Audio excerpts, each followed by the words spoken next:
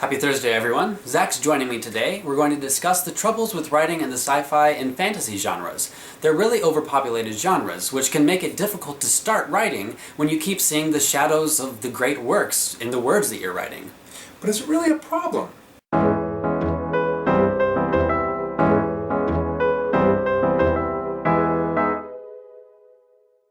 I have another award to give out today. Today's award for Biggest Mistake Ever Made goes to all the brilliant minds behind the Emmy nominations for snubbing Tatiana Maslany from Orphan Black for Best Actress for the second year in a row. Also, this Wednesday is going to be the return of our Wednesday content, beginning with a new Minecraft series, Nether Nether Land.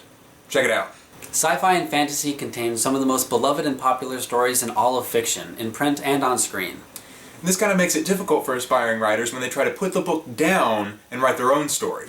When you sit down to craft your tale, you need a certain escape velocity to get past the shadows of the greats, like Lord of the Rings in fantasy or Star Trek in science fiction. In other words, the problem with writing in these genres is that it can be difficult not to be derivative. My anthropologist roommate, Corey Bowen, shout out to you, likes to talk about how the popular conception of originality is overvalued because the same stories end up getting told in different guises over and over again anyways. Like How I Met Your Mother, and Men at Work, and Undateable, and... But still, it can be hard to pour your heart and time into something that you feel you can't take full ownership of. So what do you need to truly make your own story? What is the escape velocity that you need to get away from the greats like Star Wars and Game of Thrones? The first important thing to look at is world building, one of the essential aspects of these genres. World building is personally one of my favorite things to do because you are literally creating an entire civilization, or set of civilizations. Well, let's just be clear. You made that world. You are its god. You'll still find sci-fi and fantasy on the same shelf in your bookstore, but they have fundamental differences when it comes to world building that make them interesting to contrast. The whole process of world building can be easier in a fantasy story because there are certain stock characters which won't come into question. You can, however, gain some originality points by creating your own races, like... And what he means by is halflings, because the word is copyrighted. In science fiction that's not earthbound, part of the appeal lies in exploring new worlds and expanding the universe. So it can sometimes be easier to build an original world in a science fiction story. It's just that in general, the process is going to demand a little bit more crafting and creative work. In science fiction, you have less of an excuse for unoriginal world building.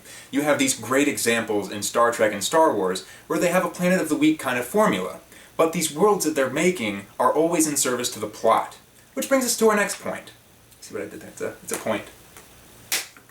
Woo! Now that you have a world, what's going on there? You could really easily fall into a hero's journey model for your story, but that's really pretty common, especially for these genres. You might be thinking, though, how can I write a story in these genres without the hero's journey outline?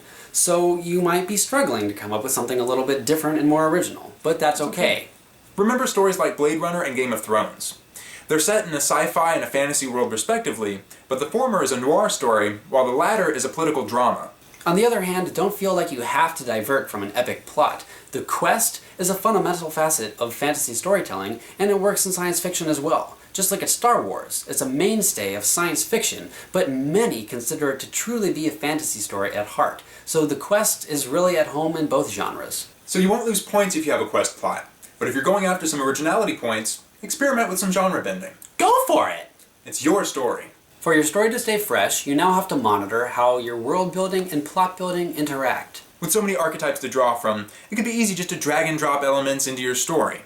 Now, be certain that you don't drag stock characters and drop them into a story that they've already been in. If your world building involves throwing together elves and wizards and dwarves, you better be certain that your plot doesn't involve them ferrying a magical ring across your magical land. Similarly, if you have a sci-fi story and your bad guy has a giant space station that can destroy planets, you might want to rethink your world.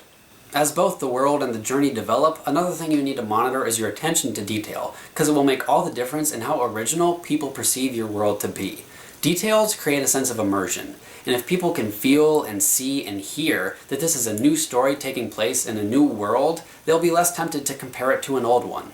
A whole new world. Sorry.